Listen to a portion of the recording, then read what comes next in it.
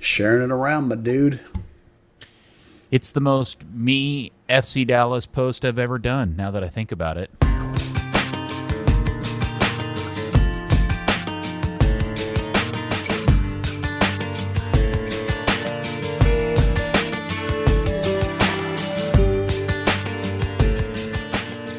Well, hello there, FC Dallas Curious fan. Welcome to another world-class edition of Third Degree, the podcast. Hi, how you doing? My name is Peter, and joining me today is not two, but one of your normal heroes. It appears that Dan Crooke is a pre-game scratch. I guess he pulled a muscle warming up for the podcast. So today it is just me, little old me, and your hero and mine, founder and editor of thirddegree.net, Buzz Carrick.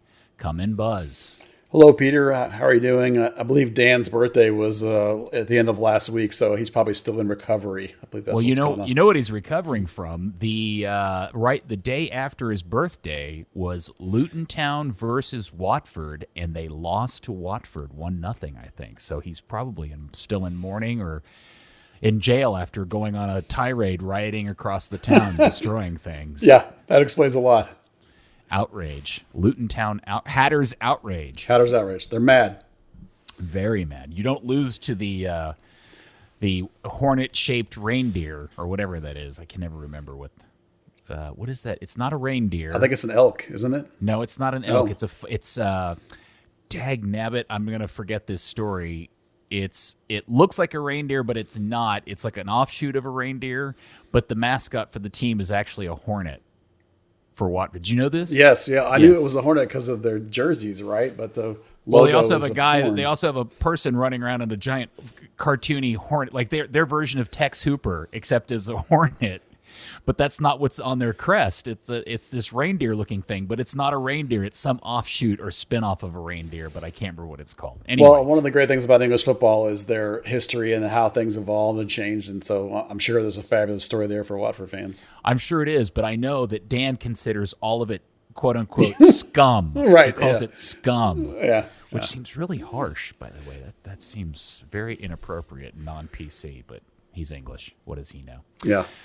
Okay, since we talked the last time, the game we were waiting for, the great Oscar Pereira returns to Toyota Stadium in all of his grandeur and all of our love and respect for him as he brings his upstart Orlando City soccer team to town, and we get the donuts. But I will have to say that was one of the the most eventful 0-0 game I've seen in quite some time. Oh, I thought it was thoroughly entertaining. Even at the end of the game, I even mentioned that I thoroughly enjoyed the whole game, and I was enjoying the battles, and I was enjoying the level of play. And a bunch of people thought I was crazy, but I mean, there are some 0-0 games in Dallas where the heat has destroyed the game, and everybody just lollygags the ball around the field for 90 minutes. This was not that, so I really liked it. Yeah, I thought it was a highly entertaining game as well. I will say, though, I was... After kind of sitting back and thinking about the game in its totality, I was disappointed Dallas didn't quite figure out a way to win that game, considering, Lucci essentially had his best 11 out there, minus Paxton, who he's lost for the year, and Oscar could not say the same thing. He was dealing with a shortened deck of cards. Yeah, Orlando, I think fairly, is a little bit better than Dallas right now, and I think that was demonstrated by the fact that they're the road team, and they controlled the game. And then even when Dallas was up a man, they were not able to create enough chances and to get the win. So I'm like you, but with Oscar missing a couple of pieces and being in Frisco and Lucci having a relatively rested team, and they played Wednesday night too, and Dallas didn't. Right? Or had they? Or did Dallas play Wednesday night? No, they did not. And Dallas right. was. I'm sorry, Dallas had played Wednesday night, but they rotated guys the previous two games. So both teams were coming in on the same schedule, but Dallas rested in anticipation and had pretty much as fit and as rested at a real starting 11 as Luchi has had all year. And then when you combine it with the red card, you feel like they should have come away with the win. But that doesn't change the fact that I enjoyed the game. It was still a cracker of a game, even despite that.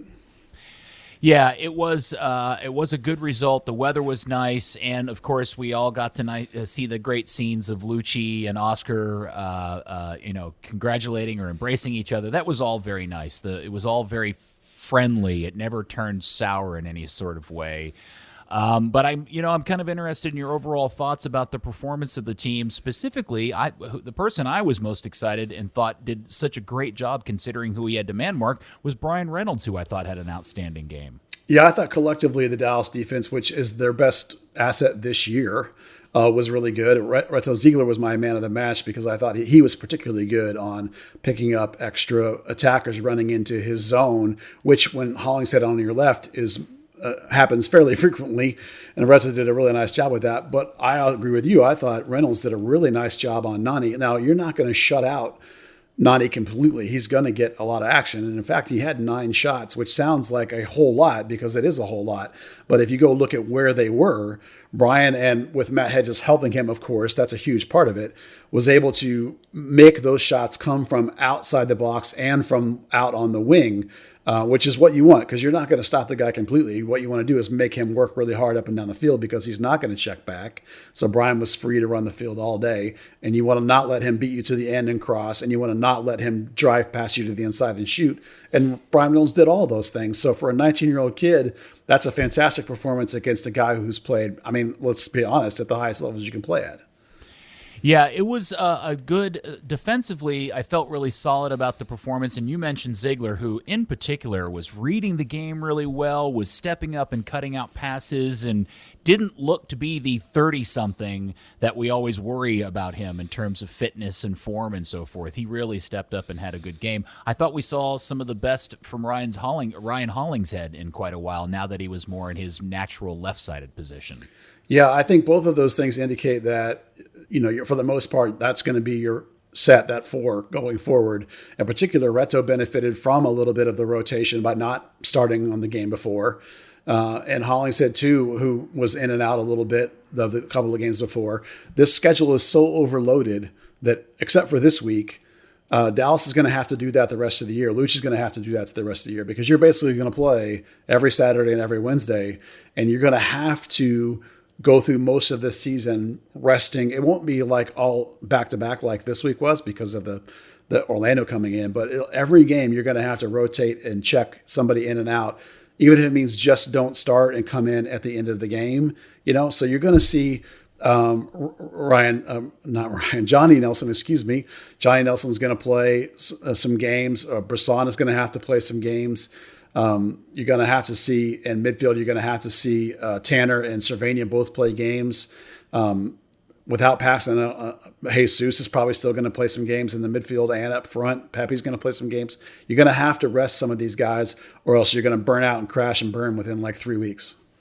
Yeah, it's interesting, and we should, if you're feeling a little let down by the result at 0-0, there's good reason to feel that way, considering you played with the man advantage and never really felt like you had it out there. But let's take into consideration Orlando's been on quite of a run. I mean, Oscar clearly has this team playing well. Not only did it make it to the final of the MLS's back tournament, they've been averaging almost over 2 goals a game since then. They've only lost once since this season has restarted. So holding them to no goals, even though they're on the road, is an achievement unto itself. That said, I still think Lucci's got significant issues in the midfield, and that's probably the crux. If we're really kind of focusing on what may not be working right, it's still somewhere in that mix there, isn't it? Absolutely. Orlando came in with, I think, twice as many goals as Dallas, and I think they are unbeaten in 8 now. So, and they definitely wanted this game. I think they wanted this game for Oscar because there was an intensity to this game that you don't always get when teams come into Toyota Stadium. And I agree with the midfield. Thiago Santos, whose toughness and energy and work are vital to the midfield. When he wasn't in there, it was clearly obvious. And then Ricarte's being keyed at this point. Like teams are focusing him, they're over fouling him. They're doing their best to double make and take away his options, his passing lanes.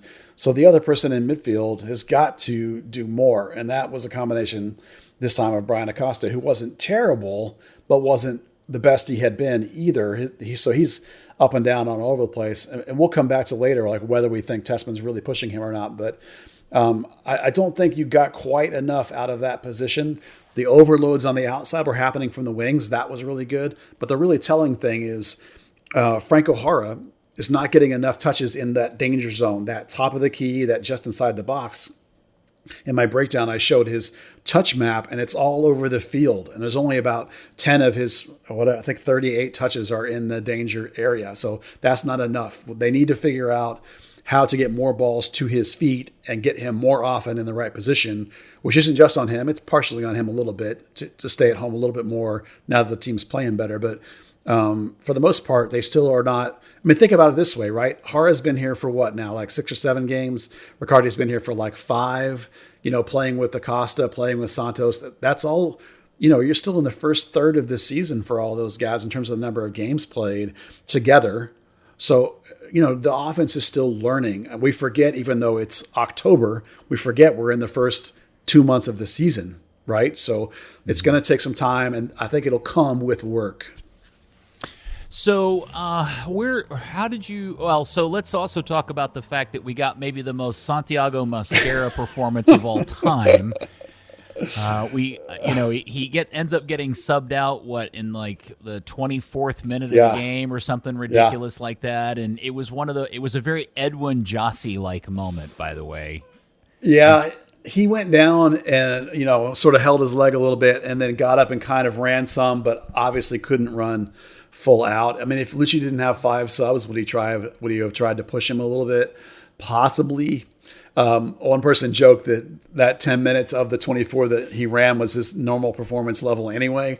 So, the problem is when you look up the metrics, which I did, Mascara is actually really high in the top of the team in terms of the X goal, the expected goals, and in his actual goals amount to that, because he hasn't played a full schedule, and because he had the hat trick, and because he is once or twice a game pretty dangerous. Those numbers are really high. So if you're a sucker for metrics, which I kind of think, I don't want to say Lucci's a sucker. That's the wrong word. Lucci, I think, likes the metrics, because he talks about that with Jesus, and he talks about that with Jara when he first got here, and he talks about that with Santi. So maybe he's getting suckered in a little bit like that. But for me, with the eye test, man, that guy, this is another example of him being soft and not taking care of his body. He doesn't maintain himself enough. He's always getting these little bitty injuries. You can't count on the guy, and that's the problem. You can't count on him for how much money he's making.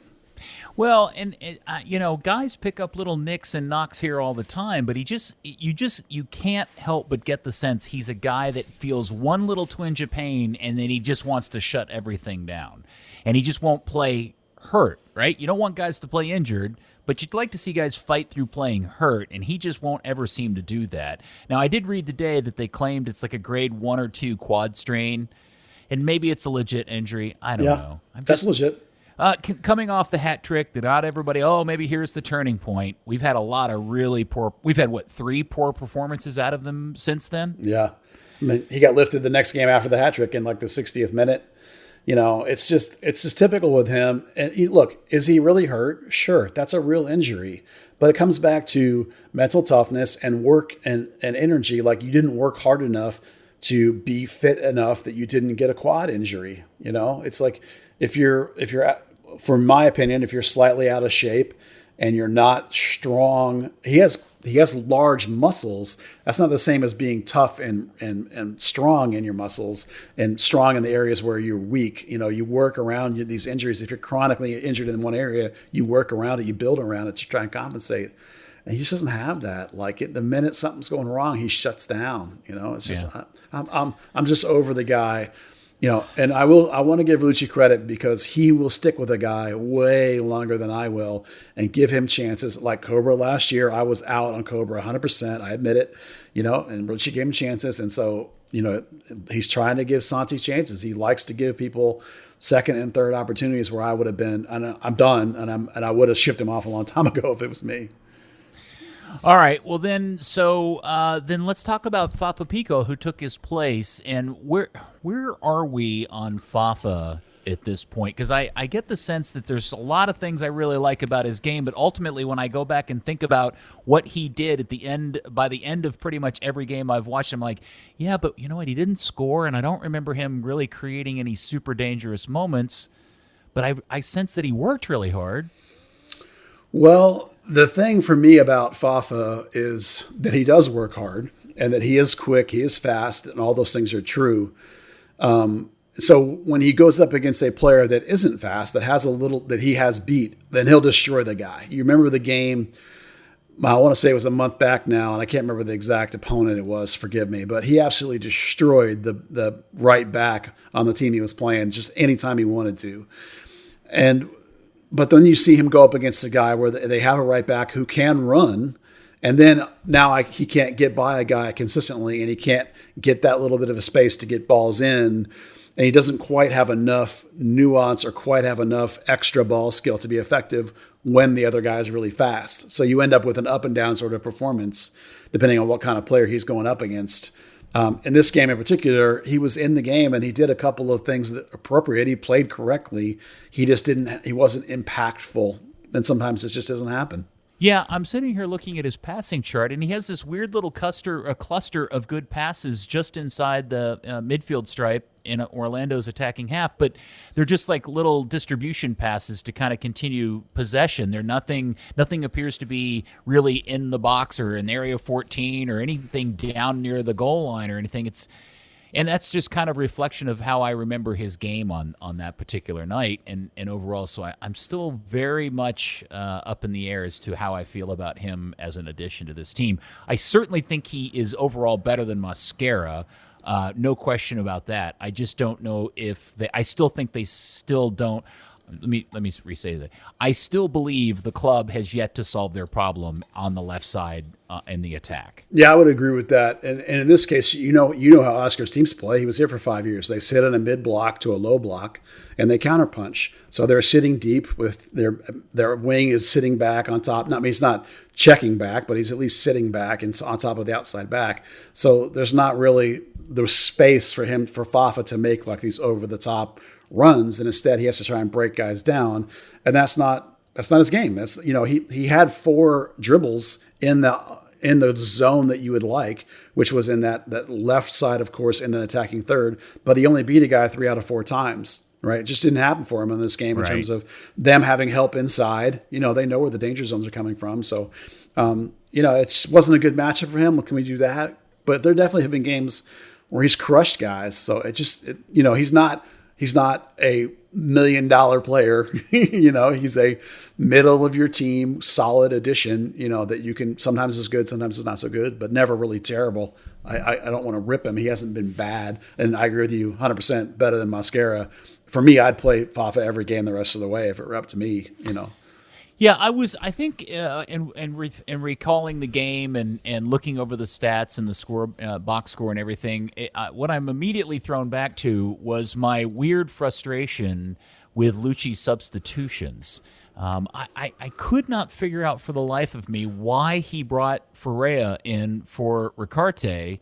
And I understood why he brought in Tessman for Acosta because Brian really had been pretty ineffectual most of the game, and I thought Tessman brought a new level in. But I did not understand the substitution for Ricarte for Ferreira, who, by the way, just kind of evaporated from the game. Yeah. Well, the thing to remember about Jesus is that he's been with Lucci for a long time and has won a lot of games for Lucci.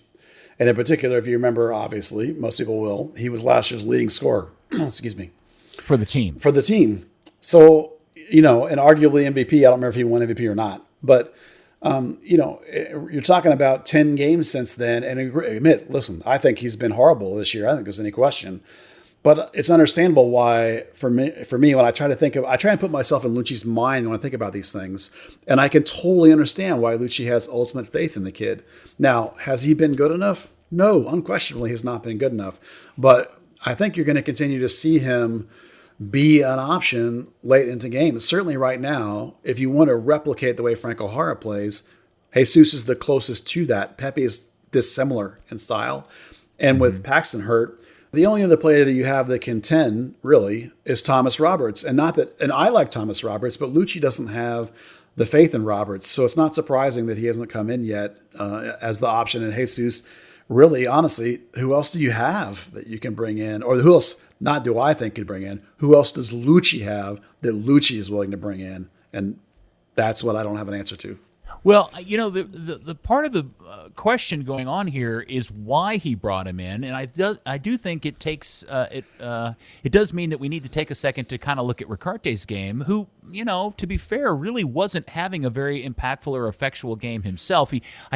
That's what my frustration of the substitution was. I finally felt like Ricarte was finally finding the game when he jerked him out.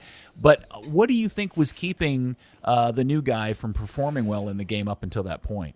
Well, a little bit of his workload. Remember, they wanted to rest him in Atlanta and not play him on turf, and then they had to play him because Cirillo got red carded for North Texas and couldn't play.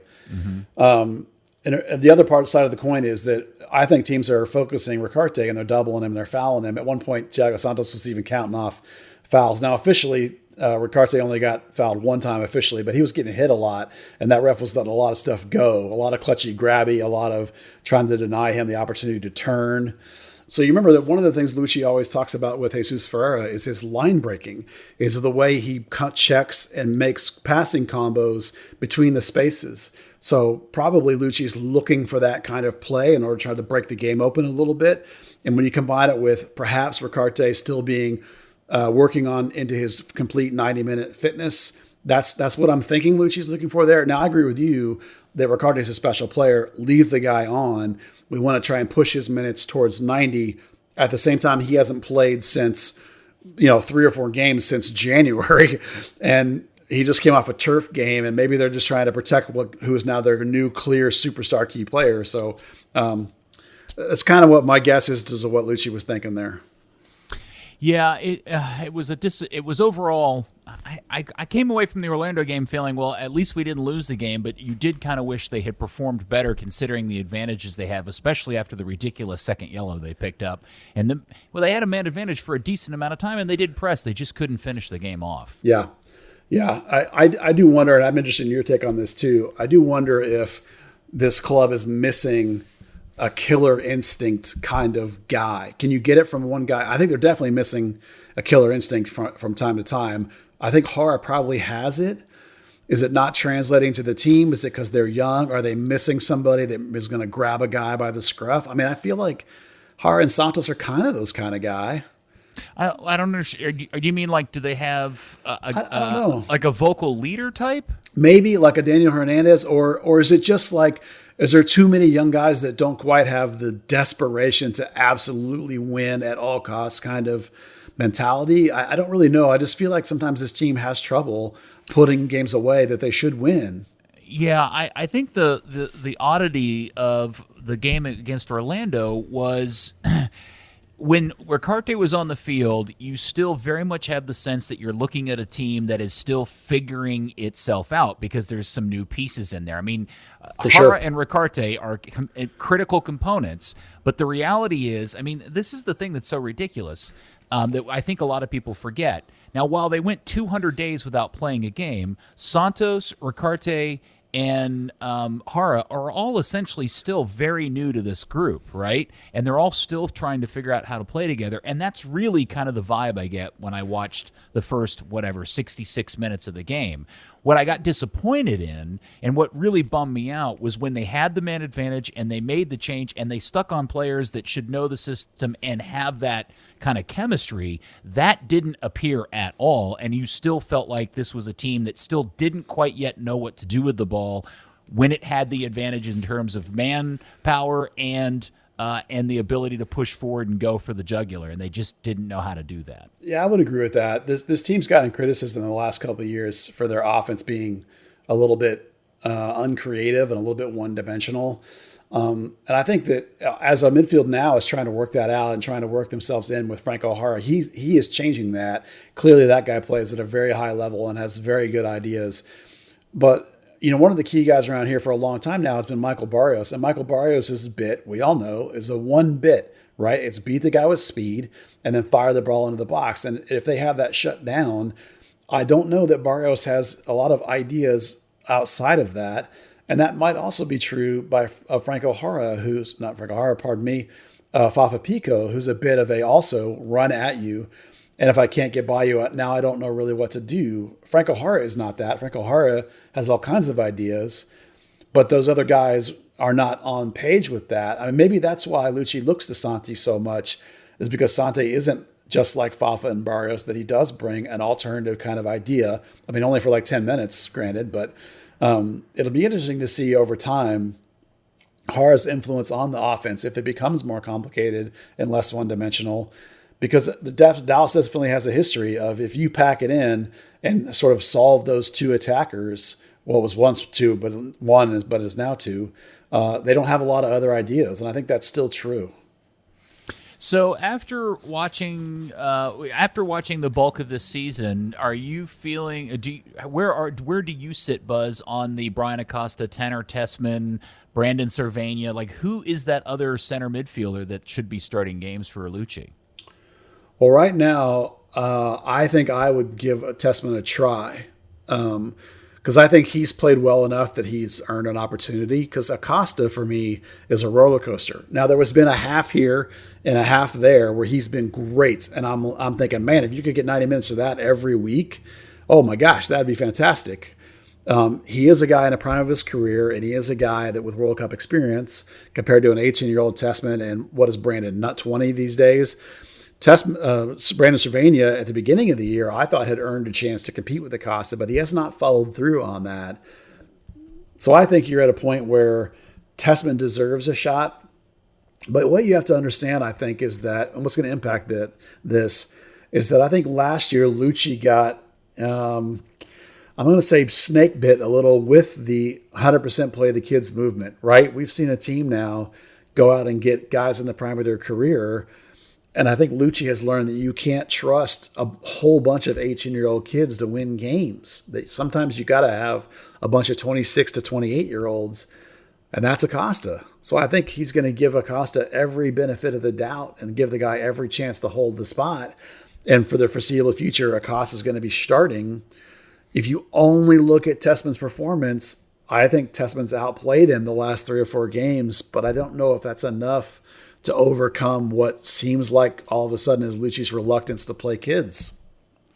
It's funny because there are elements of what we're seeing in Lucci's decision-making are reflective of the things that we all kind of got confused about with Oscar. Yeah. You know what I'm saying? Yeah. There was clearly times where we all kind of looked at each other and went, when is Oscar going to start playing the kids? Like, he's got this Paxton kid and he's got this Jesus kid, and yet we're still getting the same.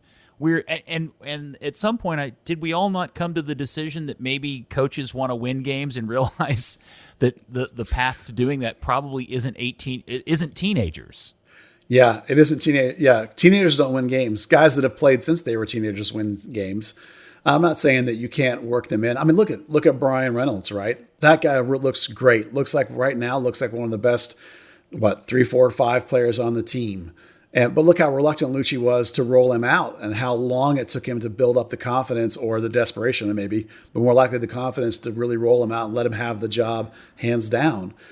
And that's tough. It's like when your job is on the line, when you're pushing for the playoffs. I mean, Dallas missed the last year, just barely squeaked in. And what did they finish 7th? That's way down from what they're used to with Oscar finishing 3rd or 2nd or top of the table and winning supporter shields. So, Lucci's the guy for the Hunts, clearly. But I think Lucci really quickly learned that 18-year-olds don't win MLS games, that veterans win MLS games. So I think you're going to see a whole lot of veterans and a lot less kids, except, of course, that you're going to need some of the kids because of the playing time, the crazy schedule. So Tessman and Cervania will both get opportunities. I think Tessman should get a start, but I don't think he will. So I guess what I didn't get out of you yet, Buzz, was a sense of whether you thought they played well or did not play well Sunday night against Orlando. Collectively, I thought they played well. Dallas is a team that's still in the top end of the standings. They played against a team that's in the very top of the standings. I think they played pretty well. I think the defense is really good. It has its flaws, but they still have some of the lowest goals against in all of MLS. The foundation is there. That was a pretty solid performance. Not a win, but pretty solid. Could have won it. So they just have some things to learn. They have to learn to play better on the offensive end. They have to learn to play collective with all these new pieces. Learn how to get the ball into more dangerous opportunities. That's true. But overall, I think it was a pretty good performance. You shut out one of the best teams and the highest scoring teams in MLS. So now they have an equally daunting task in front of them with another team coming to town that actually is top. They're currently aren't they on top of the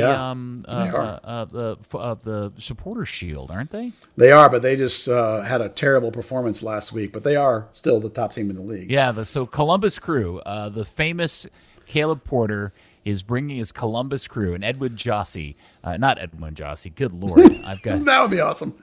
That would be awesome.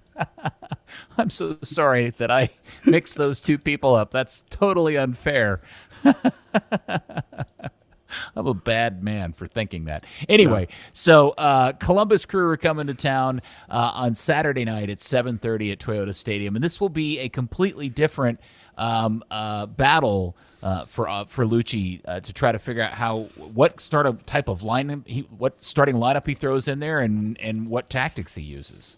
Yeah, Columbus is the best defensive team in the league, pretty much, with only 8 goals allowed. That's going to be the difficulties, breaking them down. They don't score a ton. They score better than Dallas at 23, but that's only 4 goals better than Dallas. That'll be the key, is to break down that good defense, because I think their offense is containable. Now, the bonus for Lucci is that he has a complete week off now before they play Columbus, which is really good for this team because they haven't had not had a midweek game in quite a while, probably since the end of the COVID thing. And the same situation is true for Columbus. They don't have a midweek game either, but the difference is, and the reason it's important, is that this is the first chance to work on anything tactically, basically since the end of the COVID shutdown, since the end of the Mimosas Back tournament, because Dallas has played pretty much at midweek every time. And when you have that twice a week schedule, you can only work on maintaining your body, basically. It's kind of fitness, but it kind of isn't. Basically, all you can do is stay ready to play. You can't have what they call a training cycle, which is, Tuesday you integrate a concept, Wednesday you build that concept up into the team, Thursday you finalize it and progress it, and then Friday you're like, okay, here's that new concept ready to go. So it's a chance to actually coach up players. And for a team like Dallas, who has all these new pieces, that's huge. That's a big deal. You're going to be, again, as rested as you can be, and you're going to get a chance to integrate guys like you haven't had a chance to do. And so you're set up as good as you could be to play the best team in the league coming in. I know this is going to sound ridiculous to say it this way, but when I watch games and I listen to Steve and Mark call the game, and Steve in particular, our good friend Steve Davis, there are very commonly times where Steve says things that I swear, I'm thinking in my brain. And one of those things that he said in the Orlando game, I think it was kind of midway through the first half, was that the team seems to have issues with getting to the ball to Ricarte. And that old joke about the promo video about pass the ball to Ricarte that they did with Johnny Nelson and Ricarte.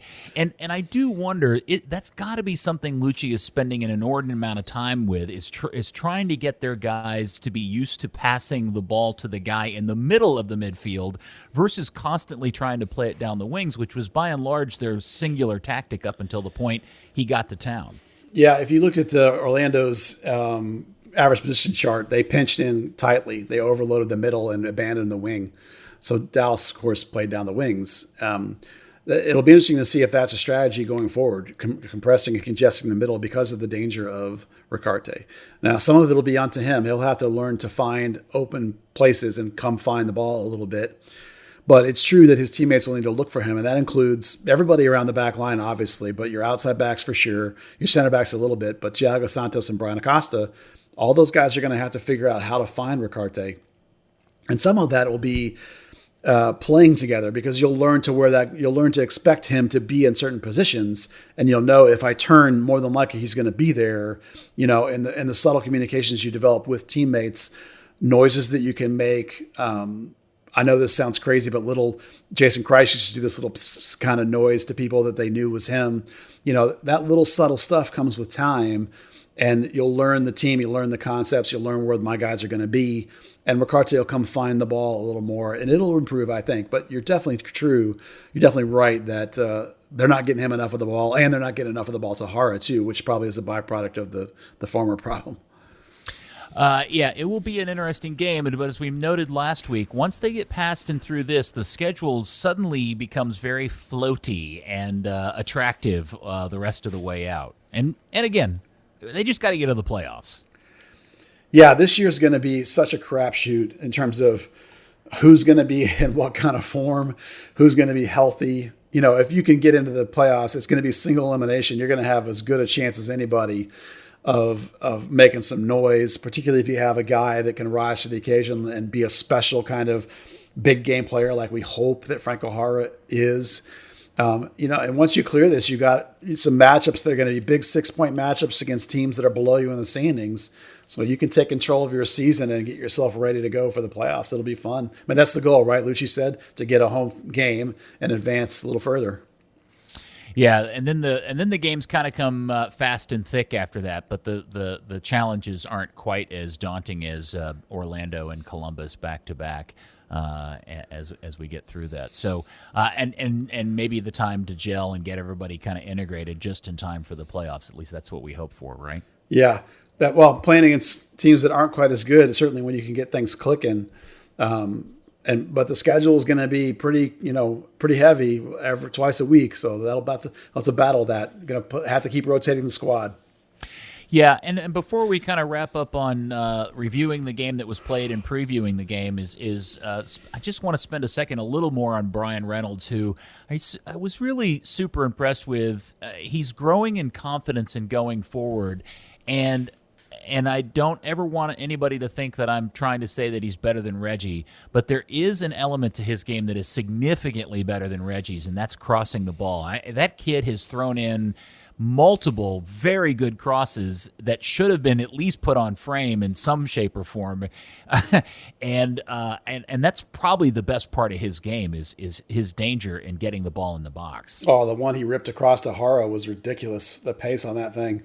Part of that is that with Reynolds' speed, he's able to get a little more space and able to get balls in more uncontested, so they're not getting deflected as much. That's part of it.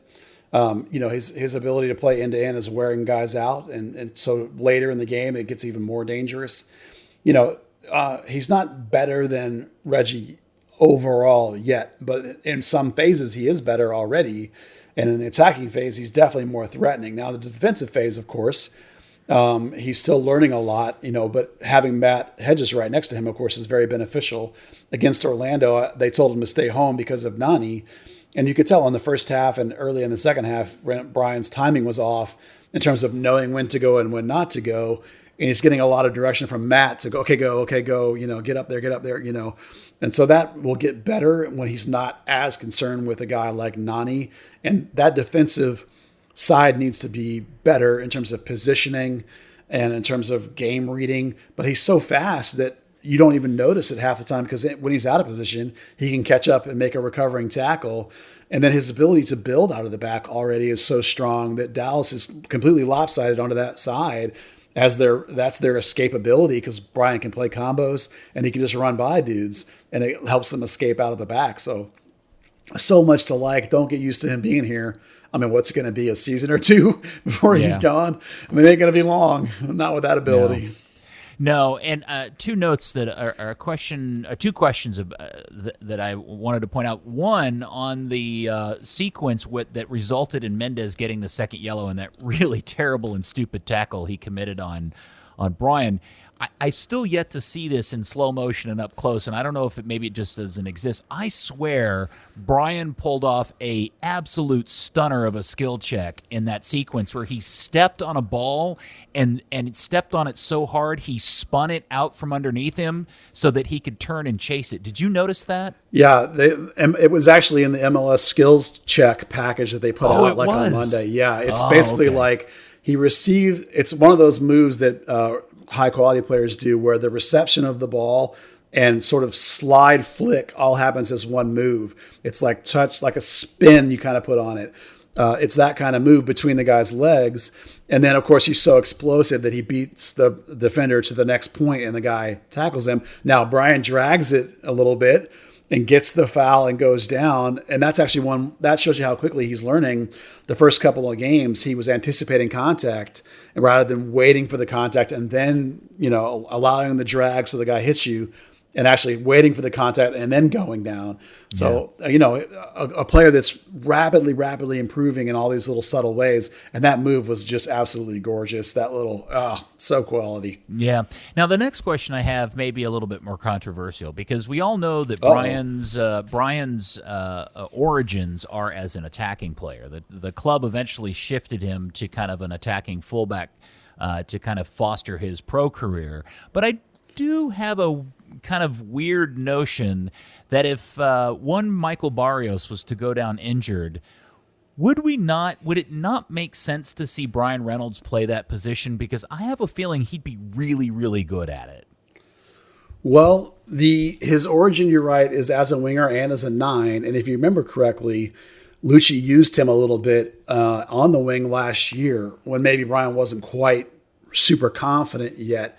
One of the reasons they've moved as a collective organization, they've moved Ryan back is because I think, and this is kind of what they've echoed, that he's particularly good when he gets this full steam of run at people, when he's coming from deep in midfield and he's the overload guy when you're looking up and that's the second guy in and he's blowing past people at full speed. He does have the ability to play on a wing, and he can play on the wing. And if you're right that is in the pocket, I know they've at least discussed that as a possibility, and Lucci has mentioned it as a possibility. That's further down the depth chart, obviously. It's not like they're gonna bench Barrios for that, but it certainly is an option. I like him better deeper, and I think that's his future. That's where he's special. Like if you put him as a wing, he's just a wing, right? Right. If you put him where he is, he's Alphonso Davies. I mean, he's not Alphonso Davies, but it's the same sort of thing that makes people salivate when you see him. You're like, that's the closest guy we've seen to that idea, that deep running athlete that can just destroy you coming from 80 yards all game long. Yeah, it's the most exciting aspect of the team, at least in this moment in time, and maybe that'll change as we move on.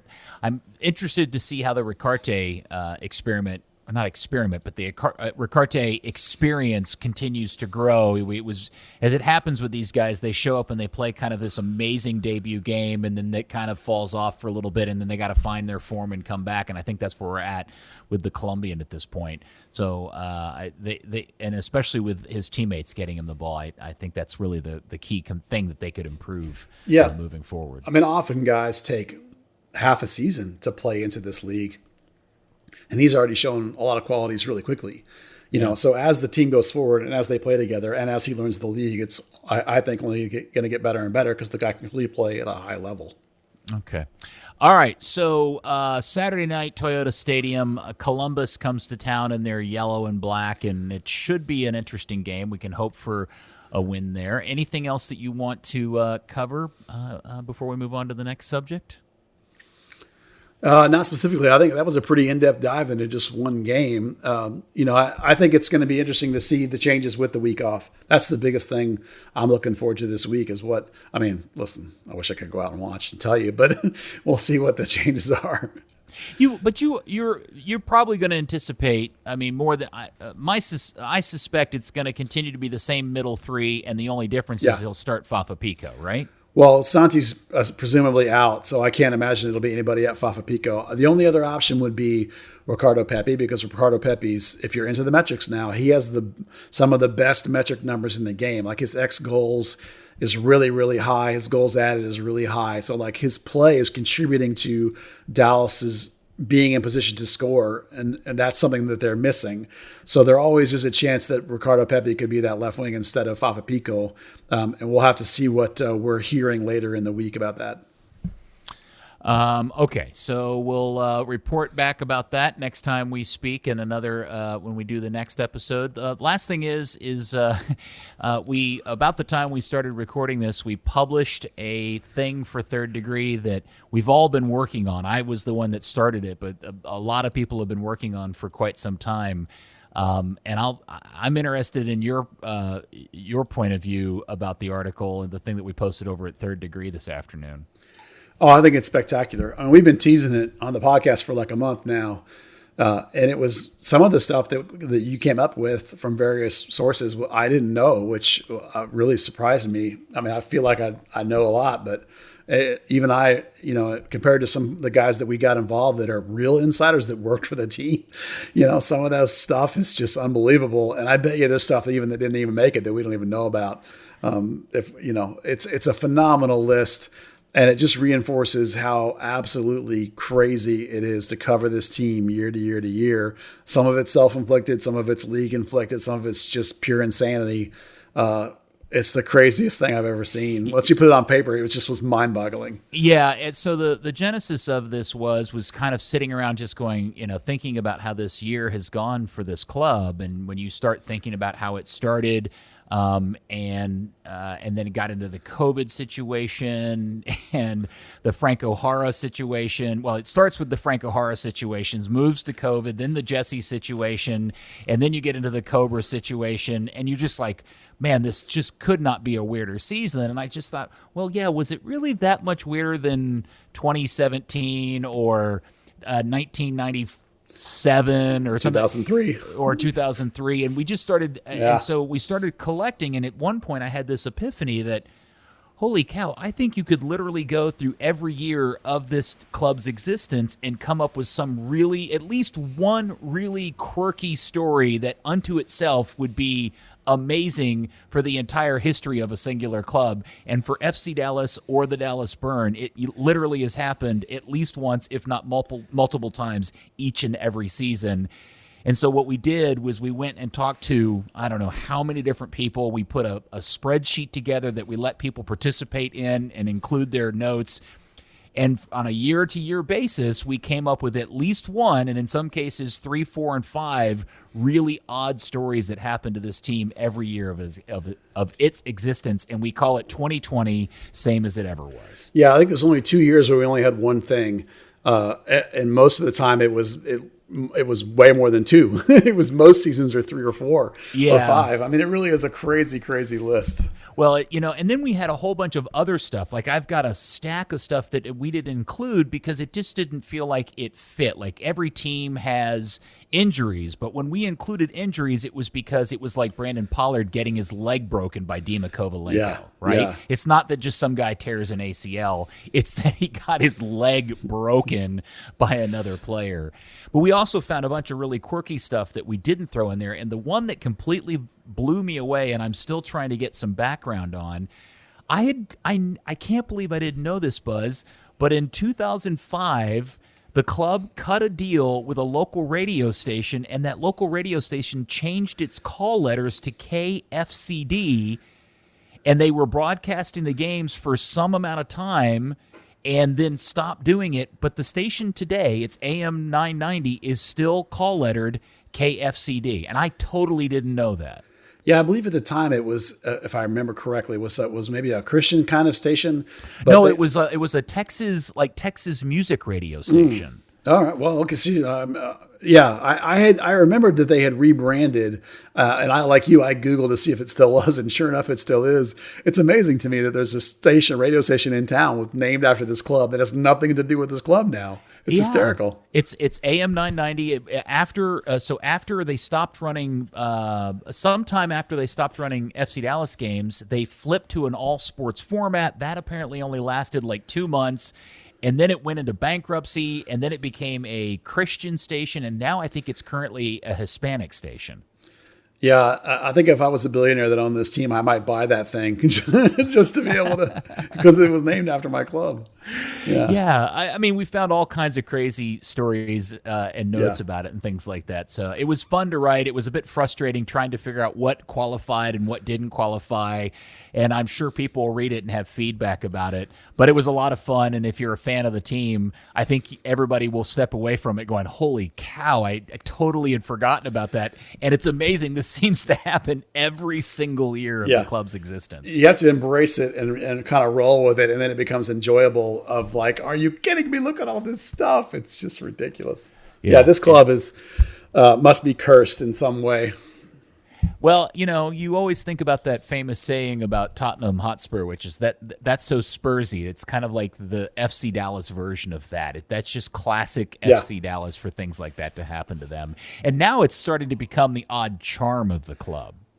Yeah, you have to sort of embrace it, I think. You and I both, of course, lament the fact that they've never won an MLS Cup, but that was part of our original discussion, is that the 3 times where the team was on its way and had a legitimate, 100% legitimate shot to win it, something crazy happened and derailed it. And that's one of the things that kicked off this whole discussion, that, man, it's every year there's something crazy with this team. All right. So just to make sure, so you and I are talking about, so that's the George John own goal in the actual MLS Cup is 1. Yeah.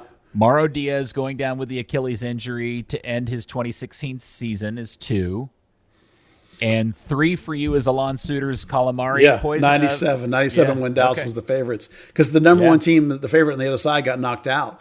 And Dallas was like the best team left in the thing and had a clear path to win it. And they got knocked out. And you could also include in 2010, you could include the Heath Pierce sort of falling apart with Shellis at the end of the season craziness. Oh, yeah. That had contributed to that run. And there's all kinds every season. I mean, there's multiple things in 2010. Yeah, there's like I said, somebody's gonna come back and go, dude, you totally forgot this. And we're gonna add it, and it'll be end up being like this living document that we keep adding to year after year. 2020 has certainly been and had its share of really weird things that's happened to this club. But if you go back and read the entirety of all however many seasons it is, you'll be blown away at how 2020 is just another year in the history of this club. Yeah, it fits right in. I mean, listen, lots of teams are having tough times right now, but Dallas had the whole COVID, and they had the Reggie Cannon protest booing situation. It's just been, I mean, every single time there's just crazy with this club, and it's just par for the course. You have to embrace it. You have to roll with it and enjoy it, and what to come up with a tag for it. That's what goes forward. I'm enjoying the fact that I got to turn Ned Yalkoff into a verb. Yeah, to pull a Ned Yalkoff. Yeah, Ned Yalkoffed him. Yeah, that's a good one. Okay, so that's up on the site. Anything else you would like to discuss before we close up shop for the evening? Well, other than, of course, you can support us on the Patreon and give us some love if you like what we do. The other thing is starting to get some Justin Shea chatter, Justin Shea contract chatter, who, of course, he's the young kid that plays with North Texas from the academy. He's a center back by trade. He has played a lot of right back too, constant starter for them. He's been the guy we were predicting to be the next homegrown. And now I can't confirm whether it's a homegrown or whether it's a North Texas kind of situation. Probably homegrown. But anyway, that chatter's heating up, so keep an eye on that. All right. Oh, and I know what I wanted to ask you, Buzz. On the heels of actually having a sponsor for the pod last week and the local artist, Papi Check, and your dog being excited about that. Oh, he's very, very excited about the Papi Check. Somebody rang the doorbell. Are we getting a Papi Check theme song for the pod? Well, he listened to the podcast last time and was super excited about giving it a shot. So we'll see if he comes through with something that'll work for us. I'm excited. I talked to him a little bit, and we'll see what happens. Cool. Well, good for him. All right. Well, thank you, Buzz. As always, we appreciate your fine work and hard effort. Thank you, sir. Thank you for being here to host. All right. And thank you, FC Dallas Curious fan. We'll speak to you next week on another edition of Third Degree, the podcast. Where's Dan?